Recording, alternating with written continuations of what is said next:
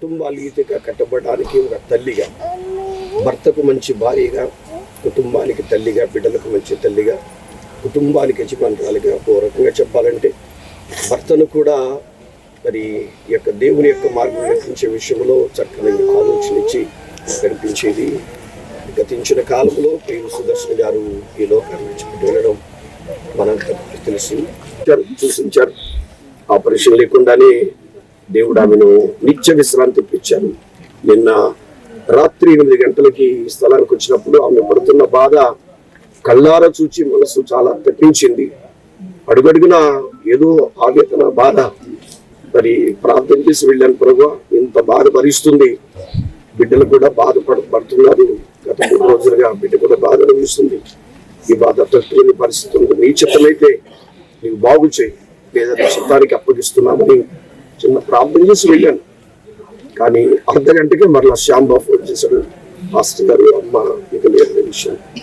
చాలా బాధ అనిపించింది. కానీ ఆమె నిత్య విశ్రాంతిలో ఉన్నారు. మీకు ఆమె బాధలు, కష్టాలు, కలవరాలు. ఈ కుటుంబంలో తండ్రిని కోల్పోయారు, మరలా 4 వర్షాల్లోనే తల్లిని కోల్పోవటం ఒక బలమైన గాయం.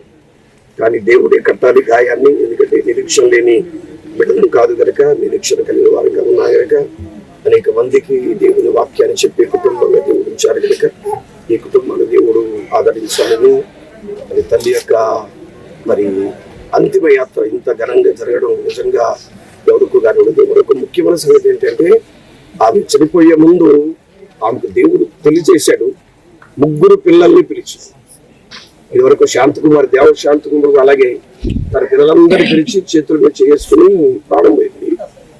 3 పిల్లల్ని పిలిచి వారి చేతుల మీదుగా ఆమె ప్రాణాన్ని కోల్పోవటం నిజంగా వారి భాగ్యం.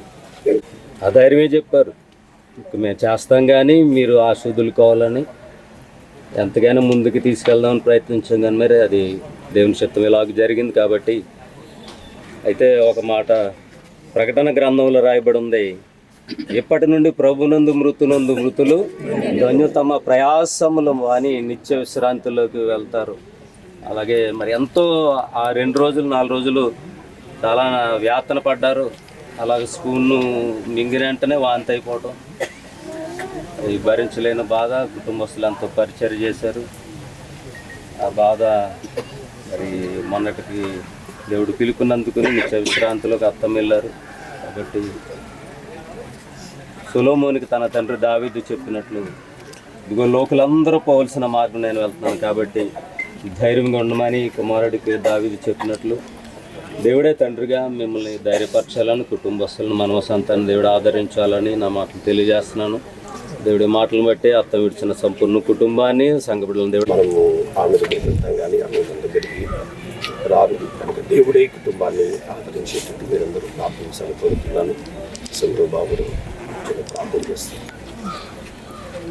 స్తోత్రం స్తోత్రం స్తోత్రం స్తోత్రం స్తోత్రం. మహాపరిశుద్ధులైన తండ్రి, ప్రేమ కలిగిన ప్రభుత్వం ఆచరించుకుంటున్నాం. ప్రభు ఈ సాయంకాల సమయంలో ప్రభునైనా మీ పాదాలు చంపకృష్ణమైనా ప్రభువ నిన్నటి దినమందు ప్రభు మీ స్తోత్రమైన ప్రభునైనా ప్రియతలు సులోచన గారు ప్రభు కుటుంబాన్ని, ప్రభు సంఘాన్ని, గ్రామాన్ని విడిచి ప్రభునైనా మీ పిలుపునందుకు ప్రభువానికి స్తోత్రమైన మీ సన్నిధి చేరి ఉన్నారని ప్రభు సన్నిధిలో నమ్మి చేస్తున్నాం ప్రభు.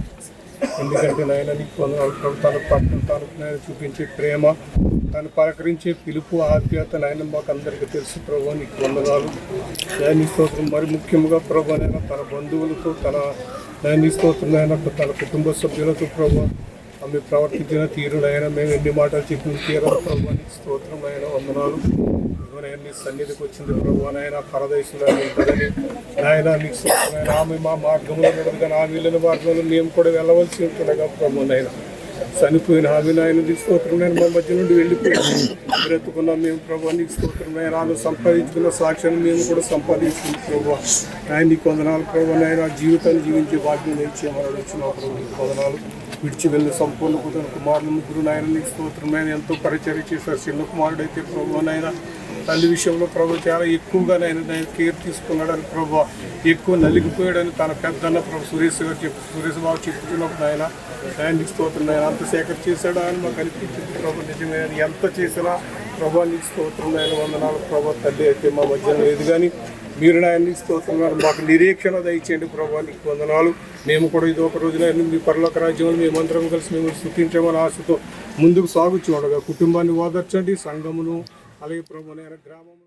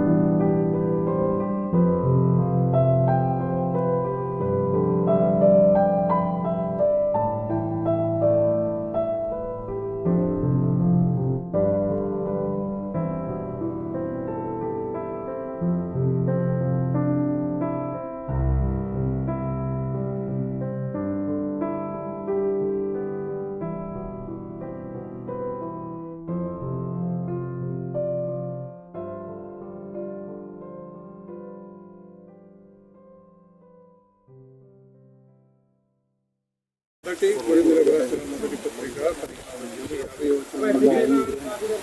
56వ సహోదరులారా, నేను చెప్పినది ఏమనగా రక్త మాంసములు దేవుని రాజ్యం స్వతంత్రించుకొననేరవు. క్షయత అక్షయతను స్వతంత్రించుకున్నాను. ఇదిగో మీకు ఒక మర్మం తెలుపుతున్నాను. మనమందరం నిద్రించగానే ఒక నిమిషంలో ఒక రెప్పపాటున బాగుగానే మనమందరము మార్పు పొందుదాము. ఘోరం రోగును అప్పుడు మృతులు అక్షయులుగా లేపబడుతురు. మనము మార్పు పొందదు. క్షయమైన ఈ శరీరము అక్షయతను ధరించుకొనవలసి ఉన్నది, మర్త్యమైన ఈ శరీరము అమర్త్యతను ధరించుకొనవలసి ఉన్నది. ఈ క్షయమైనది అక్షయతను ధరించుకున్నప్పుడు, ఈ మర్త్యమైనది అమర్త్యతను ధరించుకున్నప్పుడు విజయమందు మరణము మృంగివేయబడునని వ్రాయబడిన వాక్యము నెరవేరును. ఓ మరణమా, నీ విజయం ఎక్కడా? ఓ మరణమా, నీ ముళ్ళు ఎక్కడా? మరణపు ముళ్ళు పాపము, పాపమునకు బలము ధర్మశాస్త్రమే. దేవుడు తన లేఖ భాగం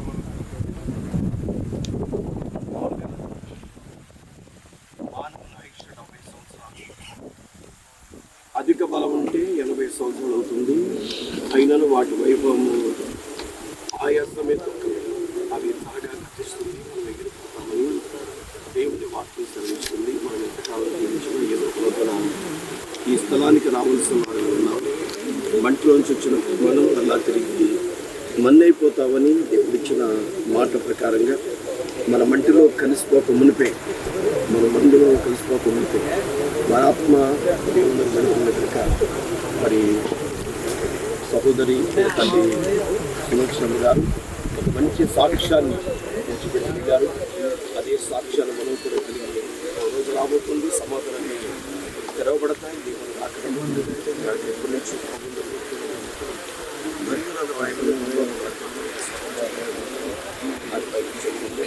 మనం కూడా మధ్యాకాశానికి వెళ్ళాలంటే కరపూరంలో కానీ సమాధులు తెరవబడాలంటే అమ్మలాగా మనం కూడా మారుసుకొని బాప్తిసం పొంది దేవుని సన్నిధించి జీవితకాలం అంతా నమ్మకంగా సాక్షి ఇవ్వాలని ఎవరైనా ఇంకెవరైనా ఆడిద్దాను లేకపోతే కనుక ఈ యొక్క మాటల ద్వారైనా వెనుకకు దేవుడు కలిగిస్తున్నారు.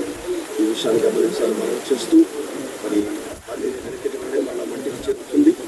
అమ్మాయి యొక్క ఆత్మ దేవుని విడి దగ్గర ఈ భూస్థాపన కానుకగా దేవుని ఈ కుటుంబానికి ఆదరణకరంగా ఉండాలని మనసారా కోరుకుంటూ ఇప్పుడు వచ్చిన అందరికీ మరి ఇంటి వారి కుటుంబం నా ప్రత్యేకమైనటువంటి వందనాలు తెలియజేస్తున్నాను. అలాగే మరి రేపు 5 రోజు 5వ రోజు మరి బుధవారం మరి అమ్మ యొక్క జ్ఞాపకార్థ కూడికను ఏర్పాటు చేయబడింది కనుక మరి మీరందరూ మాతో సహకరించారు. గత రాత్రి ఉదయకాలంలో కూడా కుటుంబం గురించి సహకారం బట్టి వారి కుటుంబం తెలియజేస్తూ ఏ రీతిగా 5వ రోజు బుధవారం ఉదయకాలం జరుగుతున్నటువంటి ఆగస్టు దేవుని కృప వారికి సన్నిధి సమాధానం ఆ కుటుంబాన్ని దేవుడు అనుగ్రహించుకుంటా నన్ను గతించిన కాలంలో అమ్మ ఎంతో బలహీనరాలైంది. అయితే బలహీనంగా ఉండి బాధపడేటట్టు మా దగ్గర ఉండండి ప్రభు, మా దగ్గర ఉంటే మేము బలహీనమైపోతామని వ్యాధులతో ఉంటామని మీరు పిలుచుకున్నారు. గత రాత్రి 9 గంటల వరకు ఎంతో బాధలను పిలిచారు, ఇచ్చే విశ్రాంతి పిలుచుకున్నారు. ఆమె మృతుల దేహాన్ని మంటికి మన్నుగా దుమ్ముకి దుమ్ముగా అప్పగిస్తుండగా మహిమ రాకడలో భగవాని స్తోత్రం మహిమ శరీరాలతో క్షయమైన ఈ శరీరం అక్షేత్రం ధరించుకోవాల్సింది, మత్స్యమని శరీరం అమర్చితం ధరించుకోవాల్సి ఉంది. కనుక మేమందరం బట్టి మార్పు పొందడానికి ఈ రాకడ మమ్మల్ని సిద్ధపరచమని తల్లి వారిని ఆదరించుగా నేను మిమ్మల్ని ఆదరిస్తాను. యెరూషలేములో మీరు ఆదరించమని కార్యక్రమంలో పాల్గొందిన గ్రామస్తులు విశ్వాసులను అలాగే బంధువులు రక్త సంఘులందరూ కూడా ఈ బలవనస్థాలకు అప్పగిస్తుంది. నేను కూడా ఏదో రోజు ఈ స్థలానికి రావాలి కనుక మమ్మల్ని మేము శుభ్రపరచుకుని చుట్టుపరచుకుని సిద్ధపరచబడే వారి ఈ రాజ్యాలు వారి సహాయం యేసు పరిశుద్ధాత్మ దేవుని కన్వీన్య సహాయం మనకంటే ప్రభుత్వమైన ప్రియ తల్లిగా వారి సంపూర్ణ కుటుంబంతో ప్రభుత్వ ప్రియంతో సదాకాలం తోడైంది నడిపించునుగా.